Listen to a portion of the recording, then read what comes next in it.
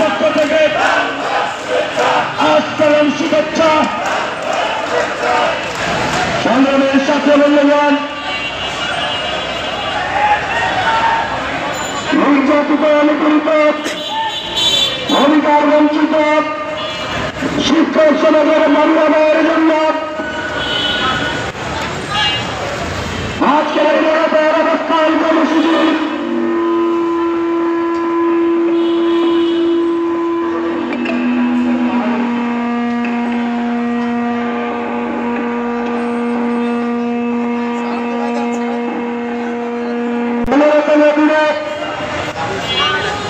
আমাদের সাথে একাত্মতা পোষণ করতে আমাদের মাঝে এসে উপস্থিত হয়েছেন বাংলাদেশের অন্যতম রাজনৈতিক সংগঠন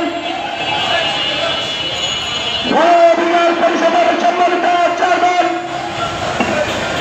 ঢাকা বিশ্ববিদ্যালয়ের কেন্দ্রীয় ছাত্র সংসদের সাবেক নির্বাচিত ভিত্তিক বিগত ফ্যাসিস্ট সরকারের নির্যাতনে নির্দেশিত নির্যাতিত ছাত্রনেতা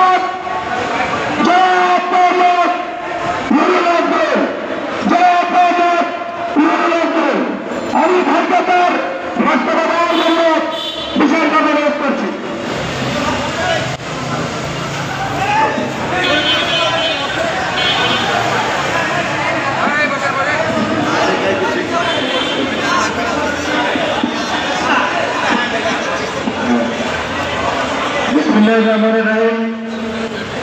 প্রথমে আমি দীর্ঘদিন ধরে সারা দেশের বিভিন্ন প্রান্ত থেকে আগত বিভিন্ন শিক্ষা প্রতিষ্ঠান নন এমপিভুক্ত শিক্ষা প্রতিষ্ঠানের শিক্ষকরা যারা প্রেস ক্লাবের সামনে অবস্থান করছেন, এর আগেও আপনারা বেশ কয়েকবার ঢাকা এসেছেন, কর্মসূচি করেছেন। আপনাদের প্রতি আমার সশ্রদ্ধ সালাম, আসসালামু আলাইকুম।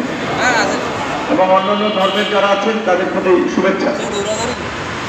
আসলে এটা খুব আমাদের জন্য বেদনার এবং খুব খারাপ লাগার যে শিক্ষকরা প্রেস ক্লাবের সামনে এসে বসে থাকে তাদের দাবি আদায়ের জন্য, তাদের অধিকারের কথা বলার জন্য, এবং সেখানে আমার দেখা যায় অনেক সময় রাষ্ট্রীয়ভাবে আইন শৃঙ্খলা বাহিনী যে ভূমিকাটি নেয় সেখানে আক্রমণাত্মক বিভিন্ন ধরনের পরিস্থিতি দেখা যায়, গায়ে হাত তোলা থেকে শুরু করে।